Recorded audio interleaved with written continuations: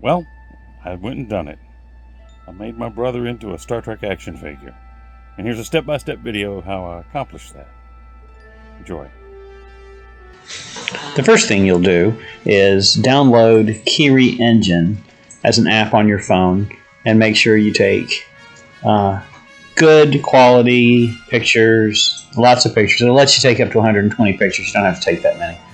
But make sure that you take plenty so that you get a good 3D image. Scan that and upload it.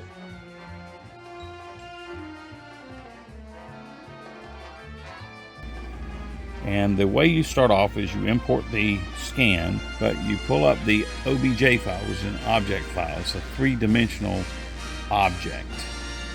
And what you do is you open that up,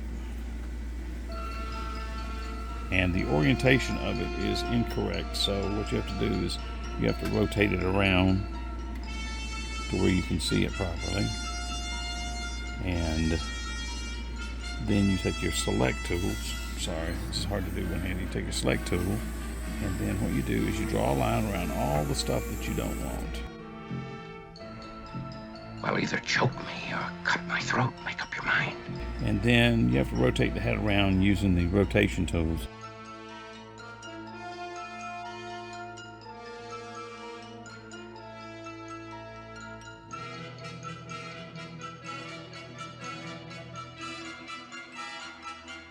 Done your work on it and you've cropped out the stuff that you don't need. What you'll do is you just go up, you go to File, and you go down to Export, and you're going to export it as an STL, and you can name it whatever you want. As you can see, I've already done one, and it's Chris 1 STL. I just numbered it because there may be more than one. I may want to go back and take out more of the neck, or whatever the case might be. So anyway, okay, we're going to take our STL file that we made, where we cut off the shoulders and the shirt and rounded off to what we needed, and we're going to convert it to a DXF file because Fusion 360 can incorporate that. So we're going to convert that, and I had to switch to this file. This website, AnyConvert, is free. It says uploading.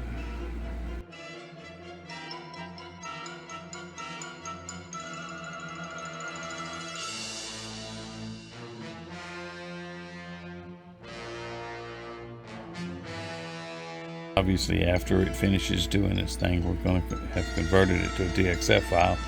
We'll save it in the same folder as all the rest, and then we'll load that DXF file into Fusion 360. I've got a pedestal that I put the head on that fits into the body of a figure. Careful. Putting me on a pedestal so high you may not be able to reach me. Then I'll learn how to fly. Star Trek figure, for example.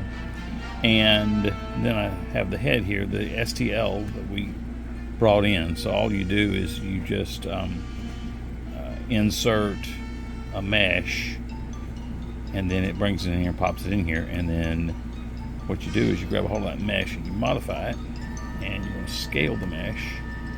And what we're going to do is we're going to grab it, see if I can do this one-handed, and scale it up.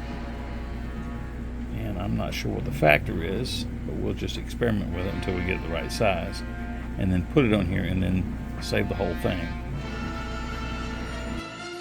Now send that file to your 3D printer and let it do its job, and you'll have the head without any color to it.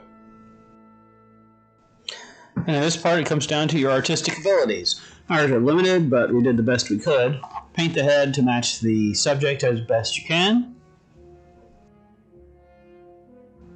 And this is how ours turned out. Put that on your action figure. Here's an example of me and my brother both. Richard, I said make me an action figure, not make me into an action figure. You better know how to get me out of here.